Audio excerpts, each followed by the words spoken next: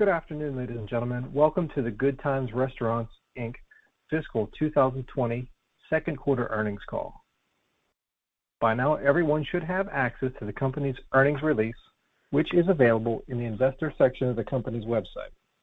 As a reminder, a part of today's discussion will include forward-looking statements within the meaning of federal securities laws. These forward-looking statements are not guarantees of future performance, and therefore you should not put undue reliance on them. These statements are also subject to numerous risks and uncertainties that could cause actual results to differ materially from what we expect, and therefore investors should not place undue reliance on them, and the company undertakes no obligation to update these statements to reflect the events or circumstances that might arise after this call. The company refers you to the recent SEC filings for a more detailed discussion of the risks that could impact our future operating results and financial conditions, including risks related to the COVID-19 pandemic. Lastly, during today's call, the company will discuss non-GAAP measures which they believe can be useful in evaluating our performance. The presentation of this additional information should not be considered in isolation or as a substitute for results prepared in accordance with GAAP, and reconciliation to comparable GAAP measures available in our earnings release. Please note, this event is being recorded. And now, I would like to turn the conference over to Ryan. Please go ahead. Thank you, Chad. I would like to thank you all for joining us on the call today. Our earnings release contained a letter from me providing an update on our business and our response to the COVID-19 pandemic. At the onset of this pandemic, there was tremendous lack of visibility to what the future might hold, and we took immediate action to ensure survival. Our actions included the reduction of pay of all management level team members, with greater reductions in pay for our senior leaders. It also included initially reducing staffing at our restaurants to nearly bare bones at Bad Daddy's, as we did not know whether or not to expect an increase in our off-premise sales. Our board members waived their fees. We requested longer payment terms from our vendors, which were almost universally granted, and we've had productive discussions with many of our landlords in deferral or abatement of rents. We drew down our credit facility to provide immediate liquidity in what we believed would be a rapid cash burn environment. We are fortunate to have two brands with different service models in times like these, as our portfolio of restaurants has some balance and resilience as people shift dining behavior.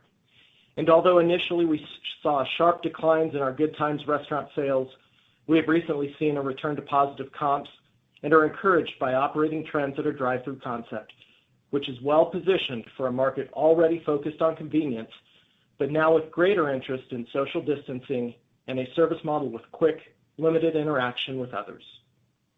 At Bad Daddy's, we closed our dining rooms as a result of both state orders and our guest expectations, and under a delivery and carry-out model have grown sales from a mere $15,000 per week at the outset of the pandemic to nearly $25,000 per week at the end of April, and have restaurants doing in excess of $35,000 per week exclusively in off-premise business. We have since opened dining rooms in 10 company-owned restaurants and are looking forward to opening the remaining ones in Colorado and North Carolina. Our franchisee in South Carolina has also reopened its dining room. We have done this all with the health and safety of our team members and our guests in mind. As suspected, there are definitely mixed feelings in the public domain about reopening, but we have found that our guests are comfortable because of the safety measures we have put in place and are relieved to be able to enjoy dining in a restaurant again. We could not have done this without an amazing team, all of whom made sacrifices of various sorts. We applied for loans under the CARES Act's Paycheck Protection Program, and those loans were funded last week. This program was critical to restore pay to our team members and to rehire employees as our sales increased and as we reopen dining rooms. As a result, we're comfortable with our current liquidity position, and with very recent increases in sales trends, are no longer in a significant net cash burn position. The focus of our Good Times brand is to continue to build on the momentum we have through continued focus on our speed of execution initiative, combined with increased focus on a wholesome, clean, and healthy appearance exemplified by our employees, and increased care and maintenance of our facilities. We continued advertising via radio during the Colorado stay-at-home order, although with reduced spending, and partially attribute that to our sales resurgence as restrictions have eased.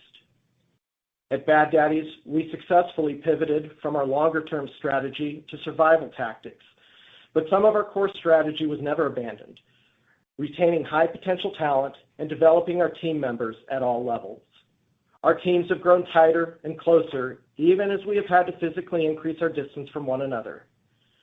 We collectively have learned much about our concept and our individual and combined capabilities. As we reopen dining rooms, we are doing so with our prior strategy of assigning department ownership and accountability, and with even more stringent focus on health and safety. Nevertheless, casual dining will be changed in the short run, and even in the long run, some changes may persist. With an increased focus on off-premise, we are committed to maintaining a higher level of off-premise execution than our competition and ensuring that our customers can experience our best, regardless of whether that is through a dine-in experience, a carry-out order, or by having Bad Daddy's delivered to their door. Let's review this quarter's results. At Bad Daddy's, restaurant sales during the quarter were $19.3 million, compared to $20.4 million during last year's second quarter. We had approximately 53 more store weeks this quarter versus the same quarter last year, offset by the sharp decline in sales during the last 3 weeks of the quarter. 29 Bad Daddy's were in the comp base at the end of the quarter.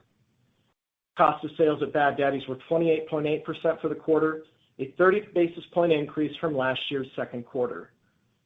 Although we have thus far been successful in avoiding product shortages, pricing for proteins has been volatile, and we would expect sequential increase in beef and bacon costs during the next quarter. Bad Daddy's labor costs increased by approximately 50 basis points compared to the prior year quarter to 38.1% in the current year quarter. This year-over-year increase is primarily due to deleveraging of sales in the last 3 weeks of the quarter, as we had made progress in our objective to improve labor costs prior to the COVID-19 pandemic. Overall, restaurant-level operating profit, a non-GAAP measure for Bad Daddy's, was $2.4 million for the quarter, or 12.2% of sales, compared to $3.2 million, or 15.8% last year. This is due to a combination of higher mix of delivery sales, driving increased delivery commissions, and the deleveraging impact of lower sales associated with the COVID-19 pandemic. Restaurant sales at Good Times increased slightly to $6.7 million, driven by the strong positive comparable sales during the first 11 weeks of the quarter, offset by substantial declines in the last 2 weeks of the quarter. Food and packaging costs for Good Times were 30.8% for the quarter as a percent of sales, a decrease of 110 basis points compared to last year's second quarter. As we discussed last quarter, Good Times has continued to benefit from improved menu pricing, adjustments to our custard lineup, and improvements in product waste. Similar to our comments on Bad Daddy's, we have so far avoided product shortages, but expect volatility and higher protein costs in the third quarter. Total labor costs for Good Times decreased to 37.7% from 39.0% for the quarter last year. This is the result of leveraging increased sales, along with our focus on staffing for volume and our speed of execution focus, which has improved labor productivity. Good Times restaurant level operating profit increased nearly $240,000 for the quarter. As a percent of sales, the restaurant level operating profit increased by 340 basis points versus last year to 10.5%, due primarily to lower cost of sales and lower cost of labor, partially offset by the higher costs of delivery commissions. General and administrative costs were $1.6 million during the quarter, or 6.2% as a percent of total revenues. This represents a decrease of $0.4 million versus the prior year quarter and a 140 basis point decrease as a percent of revenues. This quarter's G&A expenses decreased due to slightly larger spans of controls at Bad Daddy's and lower manager training costs, as well as reduced restaurant support center staffing. We recorded significant impairments, both of long-lived assets and of goodwill related to our Bad Daddy's business. We evaluate both at least on an annual basis, but also when there are indicators for us to review. The COVID-19 pandemic, combined with the sustained decline in our stock price during and subsequent to the end of the quarter, represented such indications. The restaurant asset impairments at Bad Daddy's related to restaurants which already had below average cash flow, and when evaluated in connection with the impacts of COVID-19, we believe long-term asset value would not be recovered. Our assessment of goodwill attributable to Bad Daddy's similarly was evaluated in light of the company's total market capitalization, our reduced unit growth, and additionally the uncertainties associated with the COVID-19 pandemic. Both of these charges are non-cash, have no impact on our cash position or future cash flows. Although there are market risks which factored significantly into this impairment charge, we continue to have great confidence in the Bad Daddy's concept and look to the growth of off-premise sales during the pandemic as a demonstration of its strength.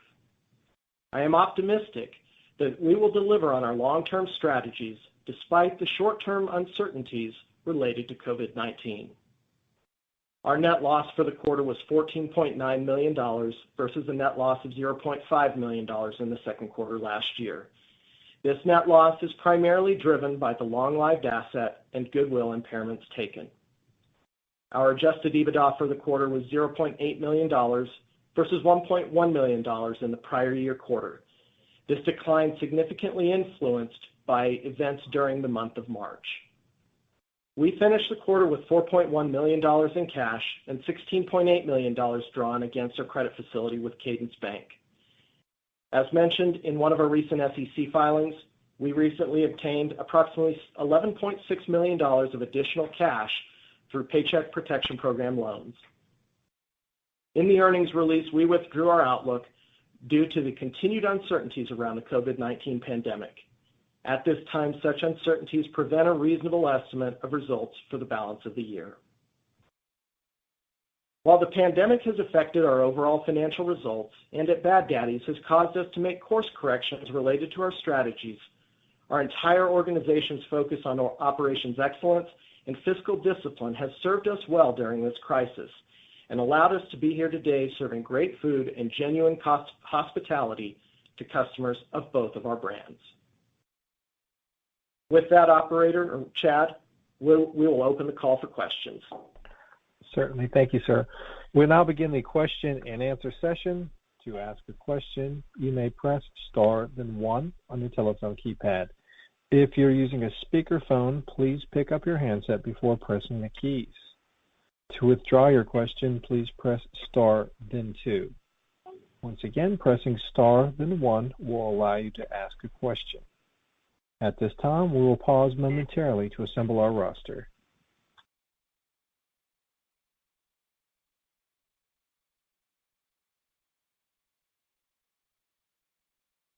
Once again, pressing star, then 1 will allow you to ask a question.